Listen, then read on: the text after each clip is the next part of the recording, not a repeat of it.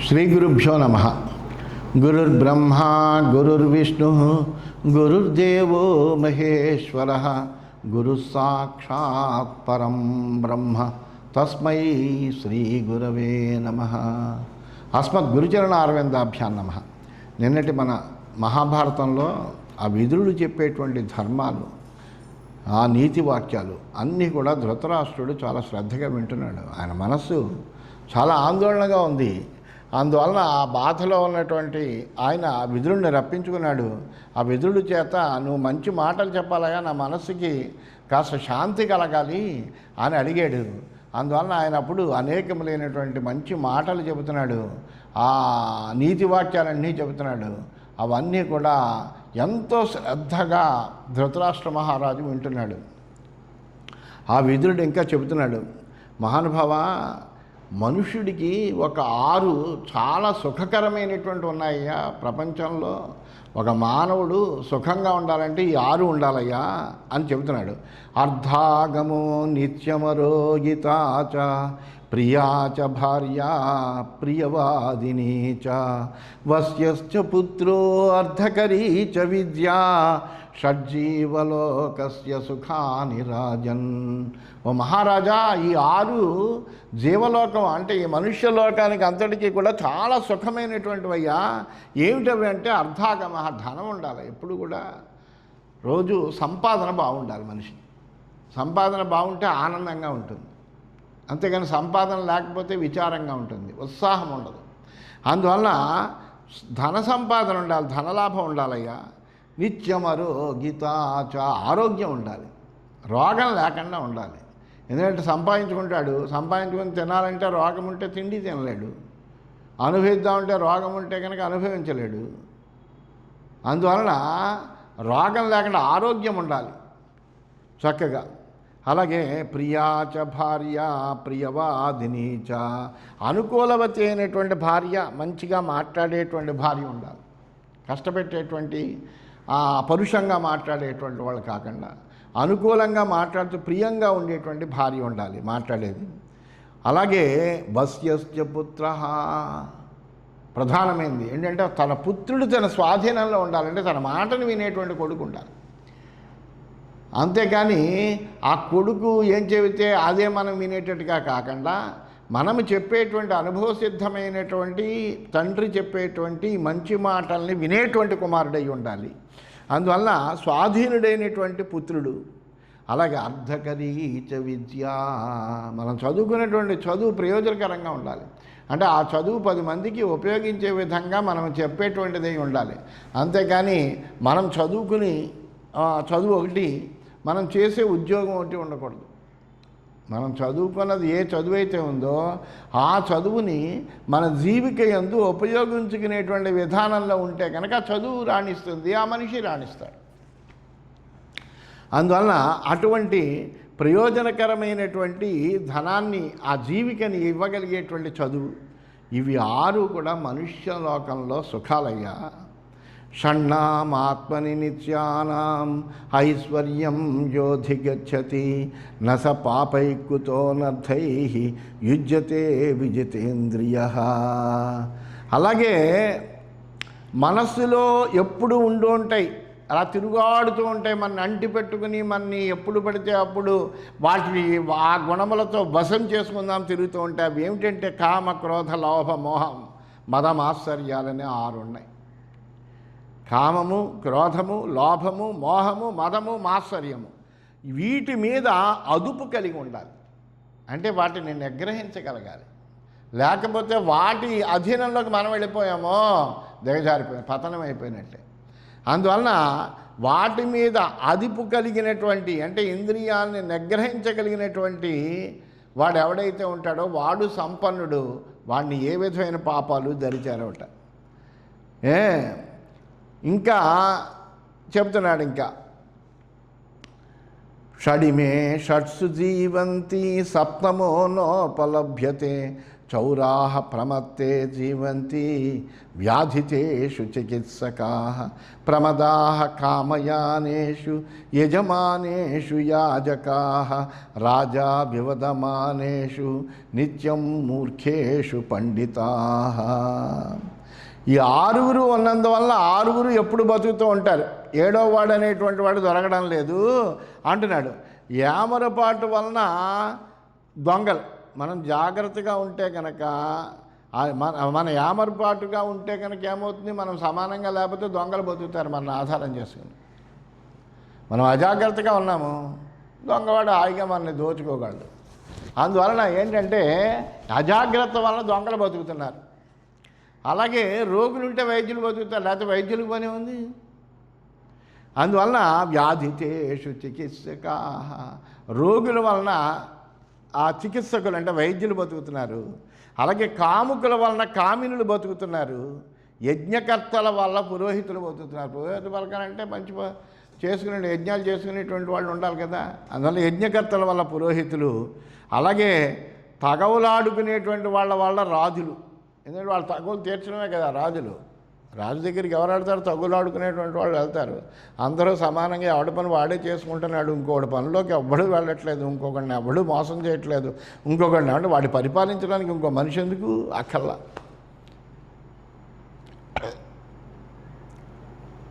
స్వయంగానే వాళ్ళు చక్కగా ఉండగలరు. అందువల్ల తగువులాడుకునేటువంటి వాళ్ళ రాజులు, అలాగే మూర్ఖుల వల్ల పండితులు. అందరూ జ్ఞానవంతులైతే పండితుల వల్ల ప్రయోజనం ఉంది, ఇంకా అవసరమే లేదు. సమాజం అంతా కూడా జ్ఞానవంతం అయిపోయింది, అన్ని విషయాలు తెలుసున్నటువంటి వాళ్ళే ఉన్నారు. అక్కడ పండితుడు ఇంకో కొత్త విషయం ఏం చెప్పగలుగుతాడు? తెలవని వాళ్ళు ఉంటేనే పండితులు చెప్పేటువంటి అవకాశం ఉంటుంది. అందువలన మూర్ఖుల వల్ల పండితులు వీళ్ళు జీవిస్తున్నారంటే కారణం అది మాట. అజాగ్రత్త వలన దొంగలు జీవించగలుగుతున్నారు, రోగుల వలనేమోను వైద్యులు బతకగలుగుతున్నారు, అలాగే కాముకుల వలన కామిళ్ళు బతకగలుగుతున్నారు, యజ్ఞకర్తల వల్ల పురోహితులు బతుకుతున్నారు, తగులాడుకునేటువంటి వాళ్ళ వలన రాజులు, మూర్ఖుల వలన పండితులు జీవిస్తున్నారయ్యా. షడిమాని వినశ్యంతి ముహూర్తమనవేక్షణ గావ సేవా కృషిర్భార్య విద్యా వృషధ సంగతి. మనం పట్టించుకోకపోతే, వాటి గురించి అసలు పట్టించుకోకపోతే అప్పుడు ఈ ఒక 6 ఉన్నాయి. ఈ 6 కూడా మనం దాని మీద శ్రద్ధ పట్టించుకోకపోతే కనుక నశించిపోతాయట. ఏమిటవి అంటే గోవుల్ని జాగ్రత్తగా చూసుకుంటూ ఉండాలి. లేకపోతే దాన్ని చూడకపోతే, దానికి కావలసిన ఆహారం పెట్టకపోతే, దాన్ని సమానంగా అటు ఇటు తీసుకెళ్ళకపోతే ప్రయోజనం ఏం లేదు కదా, అది నశిస్తుంది. అలాగే సేవకు వృత్తి, సేవకుడైనటువంటి వాడిని మనం చూస్తుంటే వాడు ఏదైనా పని చేస్తాడు, మనం వాడి గురించి అసలు పట్టించుకోలేదు అనుకోండి, వాడు హాయిగా నిద్రపోతూ ఉంటాడు. వ్యవసాయాన్ని కూడా దగ్గరుండి చూసుకోవాలి, లేకపోతే కనుక ప్రయోజనం లేదు. అలాగే భార్య, అలాగే చదువు, అలాగే అధర్మ పరులతోటి కలయిక, ఇవన్నీ కూడా మనం పట్టించుకుంటేనే ఉంటాయి, కానీ పట్టించుకోకపోతే కనుక అవన్నీ కూడా నశించిపోతూ ఉంటాయ్యా. షడేతే హ్యవమన్యంతే నిత్యం పూర్వోపకారిణం ఆచార్యం శిక్షితాః శిష్యాః కృతదారాశ్చ మాతరం నారీం విగతకామాస్తు కృతార్థాశ్చ ప్రయోజకం నామం నిస్తీర్ణకాంతారాః ఆతురాశ్చ చికిత్సకం. ఈ ఒక 6 అంటే మనకు ఉపకారం చేస్తారు వాళ్ళు 6 కూడా. ఆ 6 ఉపకారం చేసినటువంటి వాళ్ళనే విడిచిపెడతారట. ఎవరు విడిచిపెడితే వాళ్ళు అంటే చదువు పూర్తి చేసిన తర్వాత శిష్యులు గురువుని వదిలిపెడతారు. అంతేకాని ఎల్లప్పుడూ గురువుతోటే ఉంటారు కదా వాళ్ళు. చదువుకున్నంతసేపు గురువుతో ఉంటారు, చదువు అయిపోయిన తర్వాత గురువుని వదిలిపెట్టేస్తారు. అలాగే పెళ్ళైనటువంటి కొడుకులు తల్లిని విడిచిపెడతారు, భార్యలతో ఉంటూ తల్లిని విడిచిపెడతారట. అలాగే కోరికలు తీరినటువంటి వాళ్ళు స్త్రీని విడిచిపెడతారు. పని సాధించినటువంటి వాళ్ళు సహాయకులను వదిలిపెట్టేస్తారు, పని అయిపోయింది కాబట్టి. అలాగే ఏరు దాటాక పడవను వదిలిపెట్టేస్తాం. అలాగే రోగం నయమైపోయిన తర్వాత వైద్యుడిని వదిలిపెట్టేస్తాం. రోగంగా ఉన్నప్పుడు వైద్యుడి సహాయం కావాలి, కానీ ఆరోగ్యంగా ఉన్నప్పుడు మనకు వైద్యుడు ఎందుకు? అందువలన రోగం నయమైనటువంటి వాళ్ళ వైద్యుడిని వీళ్ళందరూ ముందర ఉపకారం చేసిన వాళ్ళే. ఉపకారం చేసినప్పటికీ వాళ్ళని ఆ పనులు అయిపోయిన తర్వాత వాళ్ళని వదిలిపెడతారయ్యా. ఆరోగ్యమానృణ్యమవిప్రవాసః సద్భిర్మనుష్యైః సహ సంప్రయోగః స్వప్రత్యయావృత్తిరభీతవాసః షడ్జీవలోకస్య సుఖాని రాజన్. భయం లేకుండా ఉండడం కోసం ఈ 6 కూడా మనుష్యలోకంలో సుఖకరములైన ఉన్నాయ్యా. అవేంటంటే ఇందాక మన చెప్పినటువంటివే కొద్దిగా మార్పు చేసి చెప్తున్నాడు. ఏమిటి? ఆరోగ్యమానృణ్యం అవిప్రవాసః, ఆరోగ్యం రోగం లేకుండా ఉండడం. అలాగే ఆనృణ్యం అంటే ఏంటి? అప్పు లేకుండా ఉంటే చాలు. అలాగే అవిప్రవాస, దేశం కాని దేశంలో నివసించడం. దేశం కాని దేశంలో నివసిస్తూ ఉంటే కనుక స్వేచ్ఛగా బతకలేం. అలాగే మంచి మనుషులతోటి కలయిక, సద్భిర్మనుష్యై సహ సంప్రయోగ, మంచి మనుషులతోటి కలిసి ఉండడం అనేటువంటిది. స్వతంత్ర వృత్తిలో జీవించడం, మనకి స్వేచ్ఛగా ఏదైతే వృత్తి ఉంటుందో ఆ వృత్తిలో జీవించడం, భయం లేకుండా నివసించడం. అభీతవాస, స్వప్రత్యయా వృత్తిరభీతవాస, భయం లేకుండా ఉండడం. ఈ 6 కూడా సుఖకరాలు మనిషికి. ఈర్ష్యీ ఘృణీన సంతుష్ట, క్రోధనో నిత్య సంకిత, పరభాగ్యోపదేవీ చ షడేతే నిత్య దుఃఖిత. ఈ పైన ఉన్నటువంటి 6 ఉన్నటువంటి వాళ్ళు సుఖంగా ఉంటారు. అలాగే ఇప్పుడు చెప్పేటువంటి 6 నిత్యము దుఃఖిస్తూనే ఉంటారు. వాళ్ళకి సుఖం ఉండదు. ఎవడు వాడు అంటే ఈర్ష్య స్వభావం కలిగిన వాడు. ఎందుకంటే పొరుగువాడు బాగుంటే వాడు చూడలేడు, ఇంకెవడోవాడు బాగోకుండా ఉండడు. అందువల్ల వాడికి ఎప్పుడూ ఆ ఈర్ష్య అలాగే ఉంటుంది. అలాగే ఘృణి, దీనమైనటువంటి వాడు, ఏమీ లేదు పాపం వాడికి, దీనంగా ఉంటాడు, వాడు ఎప్పుడు బాధపడుతూనే ఉంటాడు. నా సంతుష్ట, సంతోషం లేనటువంటి వాడు. ఉన్నదాంతో సంతృప్తి చెందితే మనకు హాయిగా ఉంటుంది. ఆ సంతృప్తి లేనటువంటి వాడు ఎప్పుడూ కూడా బాధపడుతూనే ఉంటాడు. క్రోధన, ముక్కోపి, ప్రతిదానికి కోపం తెచ్చుకునేటువంటి వాడు. నిత్య శంకిత, ఎప్పుడు శంకించేటువంటి వాడు. పరభాగ్యోపజీవి, ఇతరుల యొక్క భాగ్యం మీదే ఆధారపడి బతికేవాడు. వీళ్ళు 6 కూడా ఎప్పుడూ దుఃఖపడుతూనే ఉంటారు. సప్తదోషా సదా రాజ్ఞా హాతవ్యా వ్యసనోదయా, ప్రాయసో యైర్వినశ్యంతి కృతమూలాపీశ్వరా, స్త్రియోక్షా మృగయాపానం వాక్పారుష్యం చ పంచమం, మహచ్చ దండపారుష్యం అర్ధదూషణమేవ చ. రాజులైనటువంటి వాళ్ళు 7 దోషాలను వదిలిపెట్టాలయ్యా. ఎందుకంటే ఈ 7 దోషాలు ఉంటే కనుక వాళ్ళకి నాశనం తప్పదు. అందువలన తప్పనిసరిగా రాజులైనటువంటి వాళ్ళు 7 దోషాలను వదిలిపెట్టాలి. ఏంటి అంటే కనుక అవి దుఃఖాన్ని కలిగించేటువంటి స్త్రీల మీద ఆసక్తి ఉండడం, అలాగే జూదం, అలాగే వేటాడడం, మద్యపానం, కఠినంగా పరుషంగా మాట్లాడుతూ ఉండడం, చాలా కఠినంగా శిక్షిస్తూ ఉండడం జనాల్ని, డబ్బును అనవసరంగా ఖర్చు పెట్టడం అనేటువంటి ఈ 7 దోషాలను కూడా రాజు తప్పనిసరిగా విడిచిపెట్టాలయ్యా. అష్టౌ పూర్వనిమిత్తాని నరస్య వినశిష్యతః, బ్రాహ్మణాన్ ప్రథమం ద్వేష్టి బ్రాహ్మణైశ్చ విరుధ్యతే, బ్రాహ్మణస్వాని చాదంతే బ్రాహ్మణాంశ్చ జిఘాంసతి, రమతే నిందయా చైషాం ప్రశంసాం నాభినందతి, నైనాన్ స్మరతి కృచ్యేషు యాచితశ్చాభ్యసూయతి, ఏతాన్ దోషాన్ నరప్రాజ్ఞా బుద్ధ్యా విసర్జయేత్. మానవుడు వీటిని అన్నిటినీ కూడా ఇప్పుడు చెప్పబోయేటువంటి వాటిని దోషాలుగా గుర్తించాలి. గుర్తించడమే కాదు, దోషాలు అని తెలిస్తే ప్రయోజనం ఏంటి? ఆ దోషాలను విడిచిపెట్టాలి. విడిచిపెడితే కనుక సుఖంగా ఉంటాడు. ఎందుకంటే అవి నశించబోయేటువంటి మానవుడికి ఇవి 8 ముందొచ్చేటువంటి శకునాలు లాంటివి. అవేంటి? మొట్టమొదట బ్రాహ్మణుని ద్వేషించడం మానేయాలి. బ్రాహ్మణ ద్వేషం అనేటువంటిది ఆత్మ వినాశ హేతువు. అందువలన బ్రాహ్మణుని ద్వేషించకూడదు, బ్రాహ్మణులతో తగవ పడకూడదు, బ్రాహ్మణుల సొమ్మును కాజేయకూడదు, బ్రాహ్మణుని వధించకూడదు, వాళ్ళ యొక్క నింద చేత ఆనందించకూడదు, అలాగే వాళ్ళని ప్రశంసించవలసినప్పుడు వాళ్ళని ప్రశంసించాలి, ప్రశంసించకుండా ఉండకూడదు. యజ్ఞయాగాదుల్ని స్మరించకుండా ఉండకూడదు, స్మరించాలి.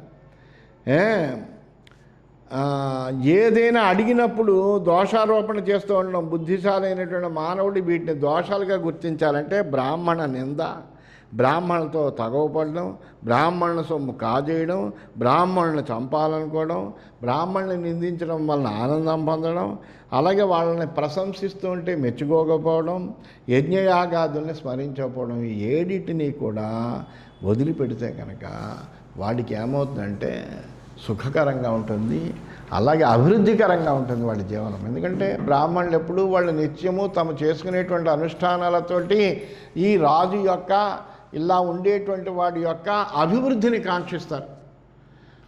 అందువలన ఆ వాళ్ళతోటి జాగ్రత్తగా ఉండాలి అంటే అష్టావిమాని హర్షస్య నవనీతాని భారత వర్తమానాని దృశ్యంతే తాన్యేవ స్వసుఖాన్యపి సమాగమశ్చ సఖిభిః మహాంశైవ ధనాగమః పుత్రేణ చ పరిష్వంగః సన్నిపాతశ్చ మైథునే సమయే చ ప్రియాలాపః స్వయుజ్యేషు సమున్నతిః అభిప్రేతస్య లాభశ్చ పూజా చ జనసంసది. అయితే సుఖకరాలు ఏమిటి? మనిషికి ఇవన్నీ కూడా దుఃఖాన్ని ఇచ్చే దోషాలు. గుణాలు ఏంటి అని అంటే కనుక మిత్రులతో కలయిక, మంచి మిత్రులతోటి కలిసి ఉండడం అనేటువంటిది ఒక మంచి గుణం. ధనలాభం,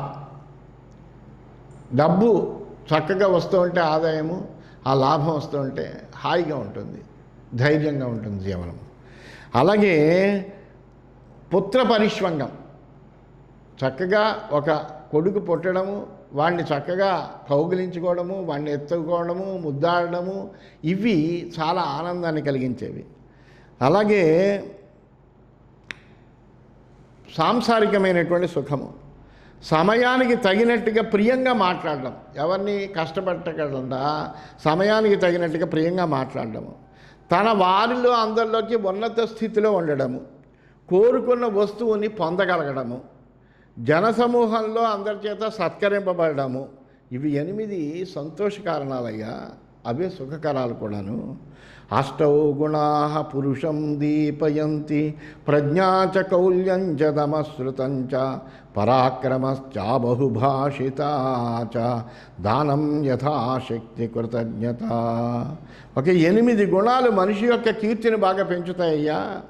అవేంటంటే మంచి ప్రజ్ఞ కలిగి ఉండడం, మంచి తెలివితేటలు కలిగి ఉండడం, అలాగే మంచి కులంలో పుట్టడం, ఇంద్రియ నిగ్రహం కలిగి ఉండడం, శాస్త్రజ్ఞానం బాగా ఉండడము, పరాక్రమం కలిగి ఉండడము, మితంగా మాట్లాడడం, శక్తిని అనుసరించి దానం చేయడము, చేసినటువంటి మేలు మరిచిపోకుండా ఉండడం, కృతజ్ఞత కలిగి ఉండడం, ఈ 8 గుణాలు మనిషి యొక్క కీర్తిని పెంచుతాయ్యా. నవద్వారమిదం వేష్మ త్రిస్థూణం పంచసాక్షికం క్షేత్రజ్ఞాధిష్ఠితం విద్వాన్ యో వేద సపరః కవిః. 9 ద్వారాలు అంటే ఏంటి? 9 రంధ్రాలు, నవరంధ్రాలు, 3 స్తంభాలు. 3 స్తంభాలు అంటే సత్వరజస్తమో గుణాలు 3 స్తంభాలు లాంటివి. అలాగే 5 సాక్షులు అంటే మన జ్ఞానేంద్రియాలు ఏవైతే ఉన్నాయో 5 కూడా సాక్షిభూతాలు. అలాగే కళ ఆత్మకు క్షేత్రజ్ఞుడికి నివాసమైనటువంటి శరీరం అంతా కూడా శరీరం గురించి తెలుసుకోవాలి. ఈ శరీరం ఎటువంటిది అంటే నవరంధ్రాలతో కూడినటువంటిది, 3 స్తంభాలు కలిగినటువంటి త్రిస్థూణం అంటే 3 స్తంభాలు ఏంటంటే సత్వగుణం ఉంటుంది, రజోగుణం ఉంటుంది, తమోగుణం ఉంటుంది. ఈ 3 స్తంభాల్లో ఉంటాయి. అలాగే మనకు ఆ పంచసాక్షికం 5 సాక్షులు ఉన్నారంటే ఏంటి? కన్ను, ముక్కు, చెవి, నోరు, చర్మం, ఇవి ఈ 5 జ్ఞానేంద్రియాలు ఏవైతే ఉన్నాయో ఇవి 5 కూడా ఆ సాక్షుల్లో ఉంటాయి. అలాగే క్షేత్రజ్ఞుడికి అంటే ఏంటి? ఇవన్నీ కలిగినటువంటి వాడు ఆత్మతో కూడినటువంటి వాడికి నివాస రూపం ఏమిటి? నివాస స్థానం ఏంటంటే శరీరమే. ఆ శరీరము అనేటువంటిది వీటితో కూడి ఉంటుంది అని తెలుసుకోగలగాలి. తెలుసుకున్నటువంటి వాడు జ్ఞాని. దశధర్మం న జానంతి ధృతరాష్ట్ర నిబోధతాన్ మత్తః ప్రమత్త ఉన్మత్త శ్రాంత క్రుద్ధో బుభుక్షిత త్వరమాణశ్చ లుబ్ధశ్చ భేతకామీ చ తే దశ తస్మాదేతేషు సర్వేషు న ప్రసజ్యేత పండితః. ధృతరాష్ట్రుడికి చెప్తున్నాడు, ధృతరాష్ట్ర, ఇటువంటి గుణాలు కలిగినటువంటి 10 మంది కూడా ధర్మాన్ని అసలు గుర్తించలేరయ్యా వాళ్ళు. అందువలన పండితుడైనటువంటి వాడు ఇటువంటి గుణాలు కలిసినటువంటి వాడితోటి అసలు కలవకూడదు, ఇటువంటి గుణాలు ఉన్నటువంటి వాడితోటి. ఎవడు వాడు అంటే మత్తః, మత్తెక్కినటువంటి వాడు. మత్తెక్కినటువంటి వాడికి ఇంకేం తెలుస్తుంది? వాడికి ధర్మాన్ని ఎక్కడ గుర్తించగలడు వాడు? అలాగే జాగ్రత్త లేనటువంటి వాడు, ఎప్పుడు అజాగ్రత్తుడై ఉండేవాడు, పిచ్చివాడు, అలసిపోయినటువంటి వాడు, కోపంతో ఉన్నటువంటి వాడికి కూడా ధర్మం తెలియదు. కోపంతో ఉన్నవాడు, ఆకలితో ఉన్నటువంటి వాడు, తొందరపాటు కలిగిన వాడు, పిసినారి, భయస్థుడు, కాముకుడు, ఈ 10 మంది కూడా ధర్మాన్ని గుర్తించలేరయ్యా. అత్రైవ ఉదాహరంతీమం ఇతిహాసం పురాతనం పుత్రార్థమసురేంద్రేణ గీతం చైవ సుధన్మన. ఈ విషయంలోనే రాక్షసరాజు అయినటువంటి ప్రహ్లాదుడు సుధన్పుత్రుడితో కలిసి తన కొడుకు కోసం చెప్పినటువంటి ఒక పురాతనమైనటువంటి ఇతిహాసాన్ని కూడా చెబుతారయ్యా. ఈ విషయంలో ప్రహ్లాదుడు సుధన్వుడితో కలిసి తన కొడుకు కోసం చెప్పేట ఒక చక్కటి ఇతిహాసాన్ని. యక్కామమన్యు ప్రజహాతి రాజా పాత్రే ప్రతిష్టాపయతే ధనంచ విశేష విచ్రుతవాన్ క్షిప్రకారి తం సర్వలోక కురుతే ప్రమాణం. అసలు ఎవరిని ప్రమాణంగా పెట్టుకుంటుంటే లోకము అంటే కామక్రోధాలు లేనటువంటి వాడు. అసలు కామం క్రోధం లేకపోతే చాలా అన్ని సర్వము గుణోపేతమే అవుతాయి. ఈ రెండే మనకు అనేక రకములైనటువంటి దుర్గుణాలని తెచ్చేటువంటివి ఏమిటయ్యా అంటే ఈ రెండే, కామం క్రోధం. ఈ కామాన్ని క్రోధాన్ని వదిలిపెట్టేస్తే ఇంకంతా సద్గుణోపేతమైపోతుంది జీవనం అంతా కూడా. అందువలన కామక్రోధాలను విడిచిపెట్టినటువంటి రాజు, అలాగే అర్హత కలిగినటువంటి వాడికి ధనం ఇవ్వాలి. అలాగే అర్హత కలిగినటువంటి వాడికి ధనం ఇచ్చేవాడిని, విశేషంగా తెలిసినటువంటి వాడిని, బాగా జ్ఞానం ఉన్నటువంటి వాడిని, శాస్త్రాలు తెలిసిన వాడిని, కర్తవ్యాన్ని త్వరగా పూర్తి చేసేటువంటి వాడిని లోకమంతా ప్రమాణంగా భావిస్తుంది. వాళ్ళని ప్రమాణభూతులుగా చెప్తుంది. జానాతి విశ్వాసయితుం మనుష్యాన్ విజ్ఞాత దోషేషు దధాతి దండం జానాతి మాత్రాంచ తథా క్షమాంచ తం తాదృశం శ్రీర్జుషతే సమగ్ర. ఇంకా ఈ గుణాలు ఎవరికైతే ఉంటాయో వాడికి సమగ్రమైన సంపద వాడిని చేరుతుందయ్యా. అదేంటంటే మనుష్యుల్ని నమ్మించాలి. అసలు మనుష్యులకి మన మీద నమ్మకం కలిగించాలి. అందువల్ల మనుష్యుల్ని నమ్మించడం తెలిసినటువంటి వాడిని, అలాగే నేరం రుజువైనటువంటి వాళ్ళకి తగిన శిక్ష ఎవడైతే విధిస్తాడో అటువంటి రాజుని, శిక్ష యొక్క స్థాయి తెలిసినటువంటి వాడిని, అలాగే ఓర్పు గురించి తెలిసినటువంటి వాడిని కూడా సమగ్రమైనటువంటి సంపద అంతా కూడా వాడిని చేరుకుంటుందయ్యా. వాడేం కష్టపడక్కర్లేదు. ఇంకా సుదుర్బలం నావజానాతి కంచిత్ యుక్తో రిపుం సేవతే బుద్ధిపూర్వం న విగ్రహం రోచయతే బలస్థై కాలే చయో విక్రమతే సధీర. అంతేకాకుండా ధీరుడైనటువంటి వాడు ఏం చేస్తాడట, బలహీనుడైనటువంటి వాడిని ఎప్పుడూ కూడా అవమానించడు. జాగరూకుడై బుద్ధిపూర్వకంగా శత్రువుతో ఎలా వ్యవహరించాలో తెలుసుకుని అలా వ్యవహరిస్తాడట. బలవంతులతో బలవద్విరోధత అనేటువంటిది పనికిరాదు. బలవంతులతో విరోధం పెట్టుకోకూడదు. అందువల్ల బలవంతులతో వైరానికి ఇష్టపడట. తగిన సమయంలో పరాక్రమం చూపిస్తాడు. వీడిని ధీరుడు అంటారయ్యా. ప్రాప్యాపదం నవ్యధతే కదాచిత్ ఉద్యోగమన్విచ్చతి చాప్రమత్తః దుఃఖం చ కాలే సహతే మహాత్మా దురంధరస్తస్య జితాః సపత్నాః. అలాగే కార్యభారం కలిగినటువంటి మహాత్ముడు అనేకమైన పనులు చేస్తూ ఉంటాడు. అటువంటి కార్యభారం కలిగినటువంటి మహాత్ముడు ఆపదల్లో చిక్కుకున్నా వాడేం బాధపడ్డాడు. జాగరూకుడే ఆ కార్య సాధనకే ప్రయత్నం చేస్తూ ఉంటాడు. సమయాన్ని బట్టి తనకు వచ్చినటువంటి దుఃఖాన్ని కూడా అదుపు చేసుకుంటాడు. అతడు తప్పనిసరిగా శత్రువుని జయించి తీరతాడయ్యా. అనర్ధకం విప్రవాసం గృహేభ్య పాపై సంధిం పరదారాభిమర్శం దంభం స్తైన్యం పైశునం మద్యపానం చ న సేవతే యశ్చ సుఖీ తదైవ. అనర్ధకం విప్రవాసం గృహేభ్యః పాపై సంధిం పరదారాభిమర్శం దంభం స్తైన్యం పైశునం మద్యపానం న సేవతే యశ్చ సుఖీ సదైవ. ఇవి ఇప్పుడు చెప్పబోయే వాటిని దగ్గరికి రానివ్వని వాడు ఎవడైతే ఉంటాడో వాడు ఎల్లప్పుడూ సుఖపడతాడు. ఏమిటది అంటే ఇల్లు విడిచి ప్రయోజనం లేకుండా అక్కడక్కడ తిరగడం, విప్రవాసం అనర్థకంగా. ఎక్కడి నుంచి? గృహేభ్య, ఇల్లు వదిలేసి విదేశాల్లో తిరుగుతూ ఉండడం, ప్రయోజనం ఏమీ లేకుండా.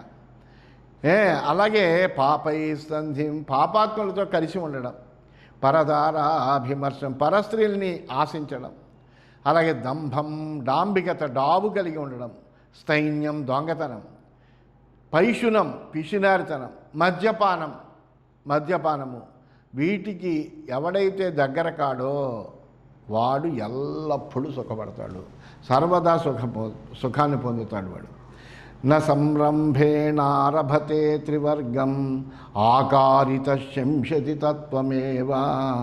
న మిత్రార్థే రోచయతే వివాదం నాపూజిత కుప్యతి చాప్యమూఢః. నయో అభ్యసూయత్యనుకంపతే చ న దుర్బల ప్రాతిభావ్యం కరోతి. నాత్యాహ కించిత్ క్షమతే వివాదం సర్వత్ర తాదృగ్లభతే ప్రశంసాం. కోపం వలన ఏం చేస్తాడంటే ధర్మార్థ కామాలను వదిలిపెడతాడు. అందువలన కోపంతో అసలు ధర్మార్థ కామాలని మొదలు పెట్టనటువంటి వాడు, అడిగినప్పుడు యథార్థాన్ని చెప్పేటువంటి వాడు, స్నేహితులతో వివాదం పెట్టుకునేటువంటి వాడు, గౌరవింపబడకపోయినప్పటికీ కోపగించుకొని వాడు, వివేకాన్ని వదిలిపెట్టనటువంటి వాడు, ఇతరుల తప్పులు ఎన్నకుండా ఉండేటువంటి వాడు, అంటే పరదోషేక్షణ లేనివాడు, అందరి మీద దయ చూపేటువంటి వాడు, బలహీనుడై ఇతరులతో తగవ పడనటువంటి వాడు, కొంచెం కూడా అధికమైనటువంటి ప్రసంగం చేయనటువంటి వాడు, వివాదంలో కూడా ఓర్పు చూపేటటువంటి వాడు, వీళ్ళు ప్రశంసించబడతారు. అంటే ధర్మార్థ కామాల్ని మొదలుపెట్టేటప్పుడు క్రోధం ఉండకూడదు, అస్సలు సమత్వమైన సాత్వికమైన బుద్ధి ఉండాలి. ఎవడైనా అడిగితే మనకు తెలిస్తే యథార్థం చెప్పాలి, లేకపోతే ఊరుకోవాలి, అంతేకాని అసత్యాన్ని చెప్పకూడదు. అలాగే స్నేహితులు అయినటువంటి వాటితో అసలు వివాదమే పెట్టుకోకూడదు. గౌరవిస్తే గౌరవిస్తారు, లేత లేదు, వాళ్ళు నన్ను గౌరవించలేదు అని కోపం పెట్టుకోకూడదు. వివేకాన్ని ఎప్పుడూ కోల్పోకూడదు. ఇతరుల్లో దోషాన్వేషణ కాకుండా గుణేషు క్రీతాం యత్న అంటుంది. గుణాల్ని మనము చూడాలి. ఎదుటి వాళ్ళలో ఏం గుణమున్నదో చూసి ఆ గుణాన్ని మనం పొందడానికి తగిన విధంగా ప్రయత్నం చేసుకోవాలి, కానీ వాళ్ళు ఉండేటువంటి దోషాలను ఎంచడం కాదు. అలాగే అందరి మీద దయ కలిగి ఉండాలి. బలహీనుడై ఇతరులతో తగవ పడకూడదు. మనకు బలం లేనప్పుడు అనవసరమైన తగ్గులకు కూడా వెళ్ళకూడదు. అధిక ప్రసంగాలు కూడా చేయకూడదు.